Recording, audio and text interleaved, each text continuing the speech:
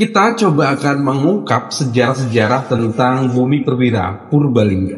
Dan kali ini saya akan menceritakan satu tokoh yang pernah tinggal di Purbalingga, yang dia adalah keponakan dari Karl Marx.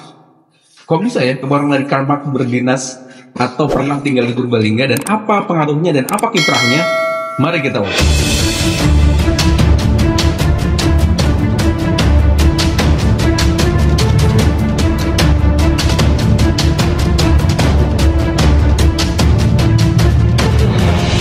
Kembali lagi bersama saya Igo Saputra di Historia Perwira. Jadi kita coba akan mengungkap sejarah-sejarah tentang Bumi Perwira Purbalingga. Dan kali ini saya akan menceritakan satu tokoh yang pernah tinggal di Purbalingga, yang dia adalah keponakan dari Karl Marx. Kok bisa ya keponakan dari Karl Marx berdinas atau pernah tinggal di Purbalingga, dan apa pengaruhnya dan apa kiprahnya? Mari kita ulas. Namanya adalah Henry Eduard Benauw Smalhausen.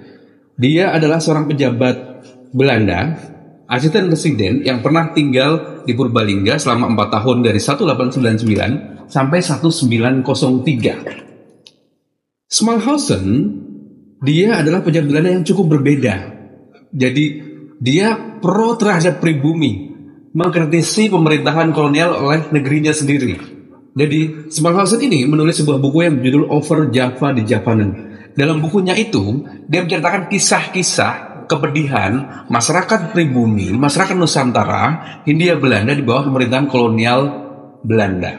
Jadi dalam beberapa hal dia menulis tentang bagaimana orang-orang di Jawa, terutama orang-orang di Jawa yang menjadi pekerja perkebunan swasta Belanda, dan kemudian diceritakan bahwa dia tidak bisa sejahtera dan malah justru mundur seperti halnya ketika zaman era tanam paksa.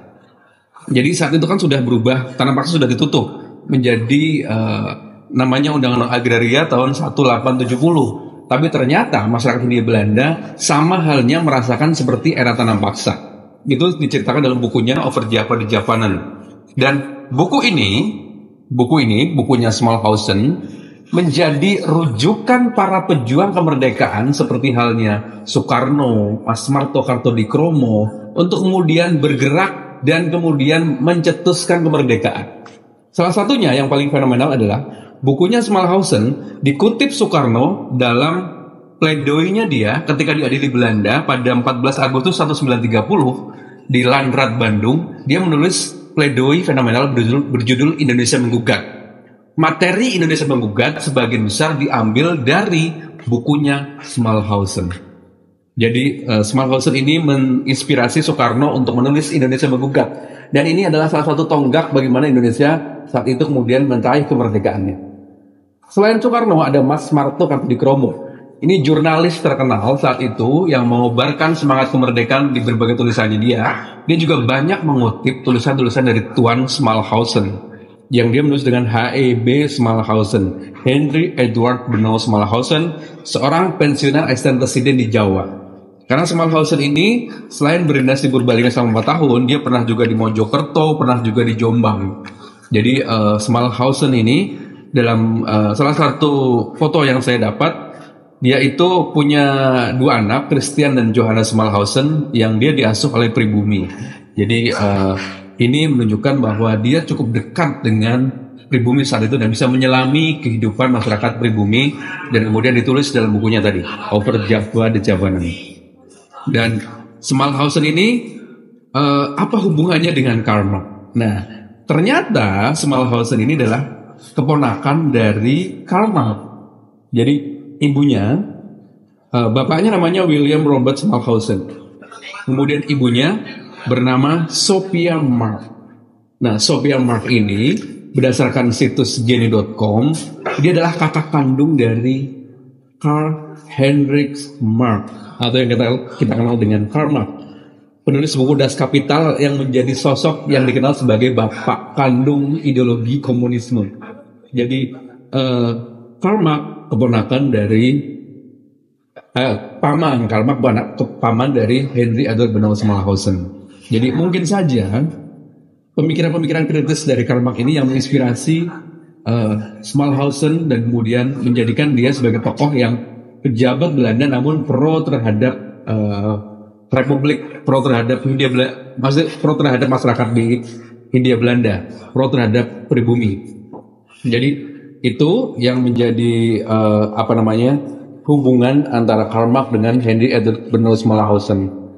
Dan Smalhausen ini banyak disejajarkan dengan Multatuli atau Baron van Hove, Douwes Dekker dan lain sebagainya, tokoh-tokoh Belanda yang kemudian pro terhadap pribumi dan pro terhadap bagaimana memperjuangkan kemerdekaan bagi Indonesia atau Hindia Belanda saat itu.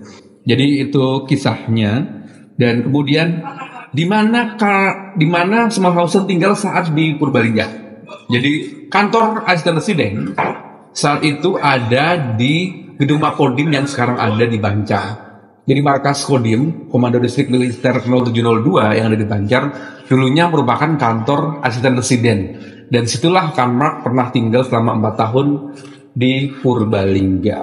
Jadi sebuah kisah yang cukup unik dan mungkin banyak yang tidak tahu bahwa di Purbalingga pernah tinggal seorang asisten presiden, pejabat Belanda yang menulis buku menginspirasi pejuang-pejuang pergerakan kemerdekaan Indonesia. Dan itu namanya Henry Edward Bernard Smalhausen. Dia adalah keponakan dari Karl Marx dan pernah tinggal di Purbalingga selama 4 tahun. Nah, setelah 4 tahun tinggal di Purbalingga, setelah itu perjalanan karirnya di Nusantara, puncaknya di Purbalingga, dia pulang ke negaranya, dan kemudian pada tahun 1906 dia meninggal dalam usia yang relatif muda, 48 tahun. Jadi dia 23 Februari 1906 meninggal dan dikebumikan di Apeldoorn, Gelderland, Belanda. Dan 3 tahun kemudian 1909 bukunya diterbitkan. Dan buku ini yang kemudian beredar dan banyak menginspirasi para pejuang kemerdekaan yang ada di Indonesia saat itu, termasuk Soekarno, tokoh proklamator kita, banyak belajar dari buku-buku tulisan dari Henry Edward Bernard Smalhausen. Jadi itu sejarah tentang tokoh atau orang yang pernah tinggal di Purbalingga. Saya pikir cukup unik dan menginspirasi, dan itu menjadi awal saya bercerita kembali tentang sejarah Purbalingga setelah vakum sekian lama. Dan cerita itu bisa didapatkan di buku ini, Jejak Kolonial di Bumi Perwira. Jadi ini banyak ceritanya, nanti akan saya ceritakan berseri di podcast Historia Perwira. Salam Historia Perwira.